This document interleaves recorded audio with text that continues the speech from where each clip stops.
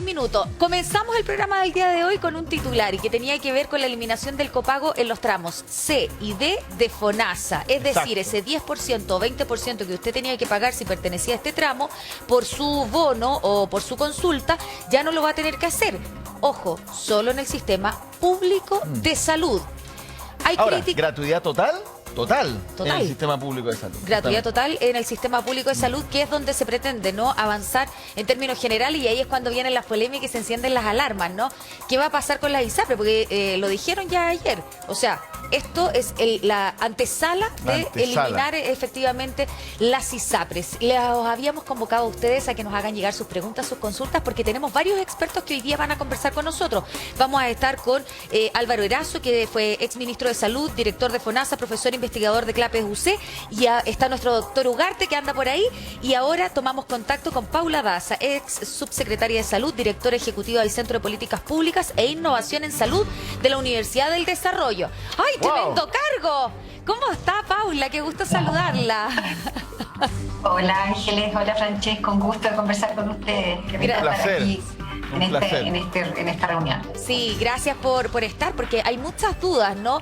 Uno, si ve el macro, uno dice, qué buena noticia que la gente no tenga que desembolsar, ¿no? Porque se, comillas, castigaba con este copago del 10 y 20% a la clase media. Claro. Gente que va desde los 380.000 pesos hasta, hasta 600, que es el promedio, ¿no? Porque los otros ya pasan, puede optar a la ISAPRE. Sí. Dicho eso, para usted, ¿es una buena noticia? A ver, yo creo que, Ángeles, es muy importante aclarar qué es lo que significa lo que se está ofreciendo, o la medida que se está dando a conocer. Las personas en FONASA, ¿cierto? Existen 4 tramos, el tramo A, B, C y D. Las personas que están en el tramo B, C y D, que son las personas que pueden optar a la modalidad libre elección, que es cuando las personas compran un bono y se van a atender en un hospital, en una clínica privada o con un doctor. En general, todas las personas de FONASA se pueden atender en la modalidad institucional y en la modalidad libre elección solamente B, C y D. La modalidad institucional significa las personas que se atienden en los consultorios. Para ellos, hoy día, ya todo esto es gratuito, independientemente de la edad. ¿Qué pasa en los hospitales? Cuando las personas van a los hospitales, la modalidad institucional, si una persona se opera en un hospital, es gratuito para las personas mayores de 60 años. Si las personas tienen menores de 60 años, tienen que operarse, tienen que pagar el sector C, el tramo C un 10% y el tramo D un 20%. ¿Qué sucede en la práctica hoy día? Hoy día, en general, lo que se sabe que era las personas en general no pagaban. ¿Por qué? Porque era muy difícil cobrar, los hospitales no cobraban, son los hospitales los que tienen que cobrar. Y por otro lado, también las personas podían apelar a FONASA y se le condonaba este copago. ¿Qué es lo que está sucediendo? ¿Cuáles son los problemas de las personas hoy día con respecto a la situación sanitaria? Lo más importante es el acceso a la salud, el acceso a tener una operación, el acceso a tener una consulta con un especialista, el acceso a hacerse un examen.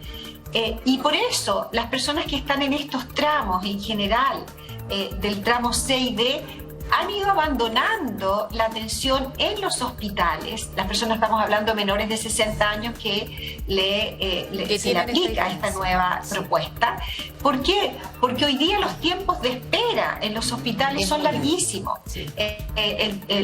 Recién el Instituto de la Universidad Andrés Bello, de Salud Pública Andrés Bello, ha publicado un trabajo donde muestra que prácticamente se han aumentado en un 50% los tiempos de espera. O sea, una cirugía puede llegar a esperar hasta 2 años. Entonces, ¿qué hace la persona? Acude a la modalidad libre elección.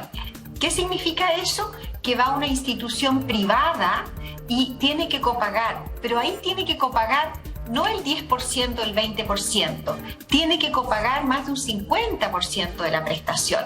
Entonces, si de verdad queremos escuchar a la gente y ver dónde están los problemas de las personas, que es el acceso a la salud, el acceso a operarse, son las medidas como al acceso al hospital, pero en la modalidad libre elección, donde las personas de este sector están acudiendo. ¿Sí? Oiga, sabe que me parece súper interesante lo que usted nos está diciendo, porque también de alguna manera entendemos que la noticia, que yo igual sigo considerando que es re buena, no es tan particularmente buena. ¿En qué sentido? Porque básicamente si las personas están decidiendo por el sistema de libre elección, ir al mundo privado, donde tienen que pagar bastante más, en el fondo no le solucionamos el problema con esto. Sí, esa es la crítica. Entonces, es que es claro, o sea, el principal problema es la espera, no el pagar esa diferencia. Solucionamos el pagar la diferencia, pero van a seguir yendo al sector privado. Eso es lo que nos está tratando de decir usted, ¿no? Absolutamente. La modalidad institucional, quiero ser muy clara. Esta noticia, esta información que se hizo ayer es para las personas menores de 60 años. Las demás de 60 años no pagan, en los hospitales públicos ya no pagaban. Ya no pagaban. Lo que no significa que no vayan a los privados, que es otra cosa. Ahí sí pagan. ¿Qué pasa con las personas menores de 60 años? Que necesitan hacerse una cirugía, que necesitan hacerse cualquier cosa que requiera una hospitalización, un procedimiento que requiera una hospitalización.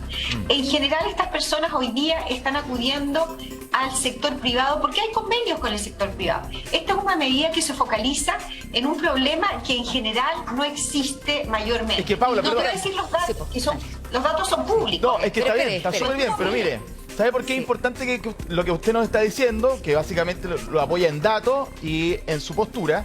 Porque el gobierno ha tratado de entregar este tipo de información. Este es el anuncio más importante realizado en los últimos 16 años en beneficio de las personas pertenecientes a FONASA. La última medida relativa de esta magnitud fue el 2006, primer gobierno de la expresidenta Bachelet. Pero esta es la más importante en 16 años.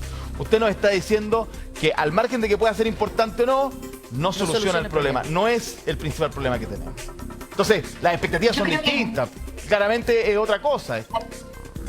Yo creo que es muy importante y a mí de verdad me preocupa que el Ministerio de Salud no esté informando adecuadamente al presidente. ¿Por qué? Porque cuando uno ve los informes, cuando uno ve los datos, cuando uno escucha a los expertos, cuando uno escucha a la gente, Francesco, uno escucha a la gente, ¿qué es lo que te dicen las personas? Que el problema está en el acceso a la salud, el tiempo que me demoro para poder acceder a una cirugía, a una atención, a un especialista. Ahí es el problema. ¿Y sabes por qué? Porque cuando uno ve, por ejemplo, los datos que son públicos de FONASA hoy día, ¿cuánto es el copago que significa esta medida? Un poco más de 25.000 millones en el año 2021. ¿Cuánto es el copago en la modalidad libre elección? Es decir, ¿cuánto se copaga en la modalidad libre elección? Son 403.000 millones. O sea, las personas, ¿dónde están acudiendo para solucionar sus problemas? Está ese dato duro. Desembolsando de su bolsillo el sector privado. Si esta medida dijera, perfecto, vamos para los hospitales públicos, pero además, para las personas que están en la modalidad de libre elección, le vamos a disminuir esos copagos para solucionarle el problema que tienen, que es la atención el acceso a una atención. Probablemente eso sería y tendría una cobertura mucho mayor. Pero ¿Sabes Paula, dónde está el problema del gasto de bolsillo de las personas? ¿Es aquí? No. El gasto de bolsillo de las personas está en los medicamentos, en los remedios. Ahí pero Paula, antes de entrar a los medicamentos, es que quiero contarle una historia. Se trata de una mujer joven, madre, que tiene, si es que mal no recuerdo, 27 años. Tuvo un problema al colon, tenía que ser operada. Va al hospital Barros Luco. Es una historia real, Paula. Quiero tratar de entender con este ejemplo qué es lo que ocurre. 27 años, tenía que ser operada. Entonces va al hospital Barros Luco, el especialista le dice, sí, te tengo que operar urgente, así que anda a pedir la hora. Va a pedir la hora y le dicen, ella FONASA C, porque es técnico en enfermería. Y resulta que le dicen, si te operas de manera gratuita, o sea, pagar el copago mínimo, tienes que esperar, la lista de espera era de 3 meses o 4 meses y le iban a llamar cuando estuviera disponible. 3 a 4 meses. Entonces, ¿qué hago? Le dice, espero. Entonces dice, no, porque también puedes comprar el bono PAD. Pero ahí ya pagas el bono y el bono costaba 600.000 pesos. Y compró el bono PAD por 600.000 pesos. La operaron al día siguiente. Entonces, explíqueme, por favor, qué es lo que ocurre en el mismo hospital, el mismo sistema, que pagando con Bonopad sí hay hora, 600 lucas que uno dice para una operación, porque particular costaba 1.700.000. El mismo procedimiento con Bonopad, FONASA, pago 600.000 pesos, particular 1.700.000, y si no pagaba nada o pagaba el copago que le correspondía por su tramo, tenía que esperar entre 3 a 4 meses y quizás cuánto más se hubiese esperado. Y lo operaron al día siguiente. ¿Qué pasó allí? A ver, yo no conozco el caso con particular, pero lo que yo creo, por eso esto es un supuesto, es lo que yo pienso que pasó acá. Por la modalidad institucional, ¿cierto? O sea que los profesionales de salud tienen un contrato en el horario de trabajo. Contratan a los médicos, las enfermeras, las auxiliares, desde las 8 de la mañana, algunos hasta las 2 de la tarde, otros hasta las 5 de la tarde. Esa es la modalidad institucional porque esos profesionales tienen un sueldo. Y en esa modalidad institucional, es donde la persona tendría que pagar copago cero, es decir, entrar en esta lista de espera, porque después vamos a ver cuáles son los problemas que están ahí en el hospital. Entrar en esta lista de espera que se demora 3-4 meses. ¿Qué se le ofreció en el mismo hospital? Sí. Que probablemente los mismos profesionales que trabajan en el hospital pueden trabajar horas extras, ¿cierto? Fuera del horario institucional y trabajar y resolver problemas de cirugías y resolver problemas principalmente de atenciones que no están. Y probablemente fuera del horario institucional, ¿cierto? La FONASA puede pagar este porcentaje que es mayor que el 10%. Claramente es mayor. El FONASA en la modalidad libre elección paga algo más del 40%. Entonces, ¿y qué es lo que está pasando? Y esos son los problemas que tenemos. Hay un informe de la Comisión de Productividad, de Evaluación y Productividad que se hizo hace unos años atrás, el 2017-2018, que muestra, por ejemplo, que los pabellones, la producción de los pabellones en el horario institucional, que es desde las 8 de la mañana a las 5 de la tarde, es algo más de un 50%. ¿Qué significa? Que un pabellón donde están contratados las enfermeras, los auxiliares, probablemente los médicos no tienen un contrato tan largo, el tiempo que la productividad, cuánto producen de cirugías es algo más de un 50%. Entonces, lo ideal es alcanzar el 80%. Eso dice que los estándares internacionales. Entonces, ¿cómo estamos solucionando los problemas reales de las personas de salud, que es tener un acceso a la salud de las personas? Entonces, tenemos que avanzar, en aquellas medidas que son efectivas para los dolores de las personas. Eso es lo que tú me acabas de contar. Para entender ese último dato del pabellón, es decir, porque uno pensaría que las listas de espera o lo que se demora en operarte es porque no hay muchos pabellones, porque faltan pabellones. Sí, usted no está diciendo, no es que falten, es que no se utilizan todo el tiempo que se necesitan por otro tipo de problemas burocráticos, de eficiencia, no sé. ¿Ese es el punto? El punto es ese, el punto lo ha dicho, no lo estoy diciendo yo, lo han dicho muchos expertos. Hay un informe de productividad que salió hace un par de años que muestra que la gestión dentro de los hospitales es el problema. El tema de gestión. Ya. Hay problemas de recursos. ¿Y por qué no es un problema de recursos? Te voy a decir por qué. Porque en los últimos años, en los últimos 10 años, se ha duplicado el presupuesto de salud. Se ha duplicado en términos reales. Ya porque dice, bueno, todo es más caro. No, se ha duplicado en términos reales el presupuesto de salud. ¿Cuánto ha aumentado la producción, cierto, en solucionar problemas de salud? Un 15%. Entonces, el problema de tener más plata, probablemente se necesitan más recursos. Pero sobre todo es un problema de gestión, es un problema de cómo manejamos el proceso. Aquí lo han dicho varios expertos, lo dijeron hace un tiempo atrás el doctor Sánchez. Hay que hacer reformas profundas de cómo se realiza la gestión en los hospitales públicos. En la atención primaria, podríamos hablar ahora de la gestión en la atención primaria.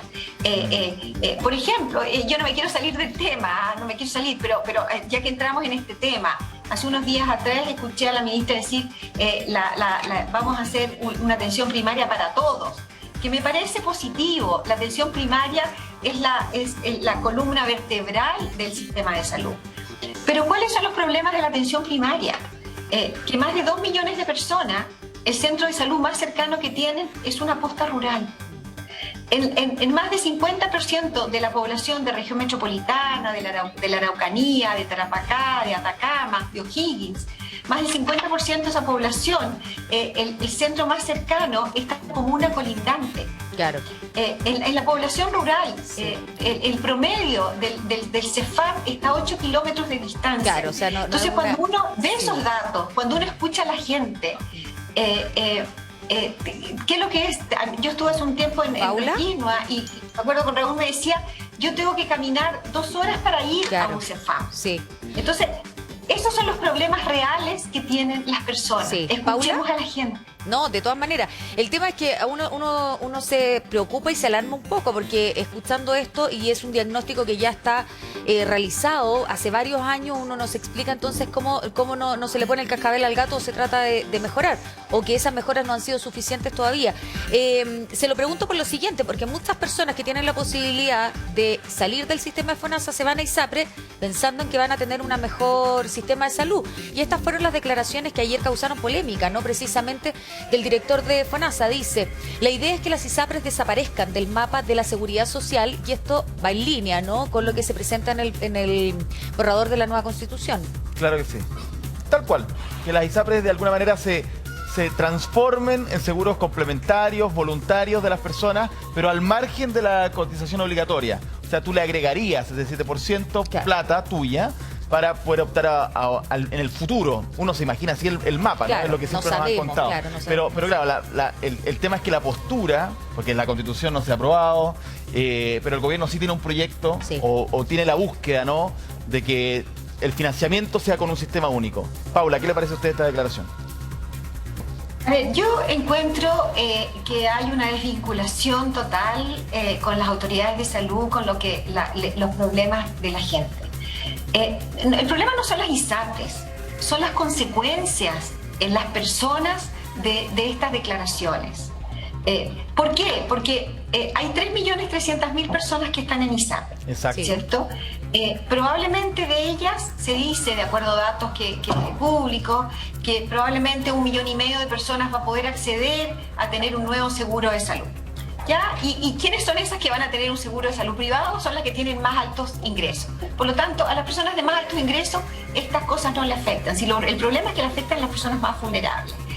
De ese 7% que se dice que se va a pasar al sector público, probablemente es un 3,5%, porque el resto del porcentaje, un 40, un 50%, se va en licencias médicas. O sea, ya no estamos hablando del 7% que se traslada al sector público. Pero se traslada 1,5 millones de personas al sector público. ¿Y quiénes son los que se van a ir al sector público? Primero, las que no pueden pagar un seguro del segundo piso. ¿Y quiénes son esas personas? Probablemente las personas mayores, probablemente las personas que tienen enfermedades crónicas, donde el seguro les salía mucho más caro. Y todas esas personas van a ir a entrar en esta gran lista de espera en el sector público, con todos los dolores y con todos los tiempos que tenemos hoy día.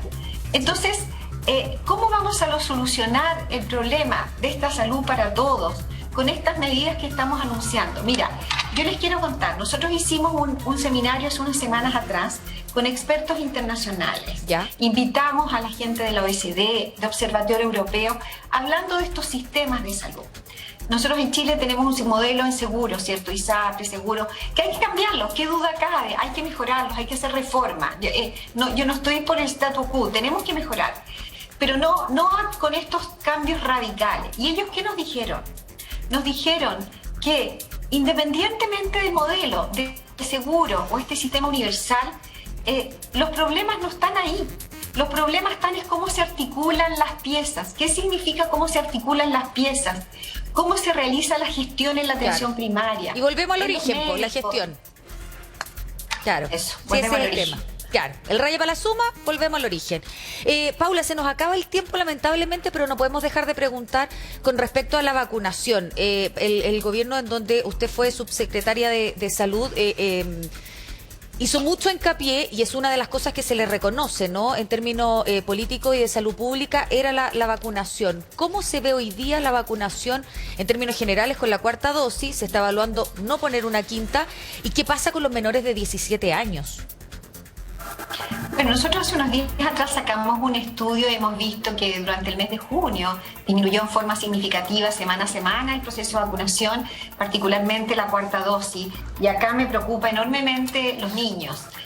¿Por qué? Porque vemos que los niños, la cobertura de vacunación, particularmente la dosis de refuerzo, que ellos están con la tercera dosis, la dosis de refuerzo no supera más allá del 23-24%. ¿Y por qué vemos que es preocupante? Porque hay una baja percepción de riesgo. Y nosotros sacamos datos que la tasa de hospitalización en un niño que no está vacunado o que no ha completado su proceso de vacunación en relación a un niño que tiene la dosis de refuerzo, la tasa de hospitalización es de 17 veces más en un niño de 6 a 11 años. O sea, los niños se hospitalizan más los que no están vacunados en relación a los que tienen su dosis de refuerzo. Entonces, tenemos que informar, tenemos que decirle a la ciudadanía que tiene que vacunarse porque sabemos que es la medida de protección para evitar, ¿cierto?, hospitalizaciones y sobre todo enfermedades graves y fallecimientos. Así que yo creo que es fundamental la comunicación de riesgo y seguir insistiendo que es la estrategia más importante que tenemos hoy día en términos de COVID. Paula Daza, 1.000.000 de gracias como siempre por conversar con nosotros, cordialmente invitada para una próxima oportunidad. Que esté muy bien.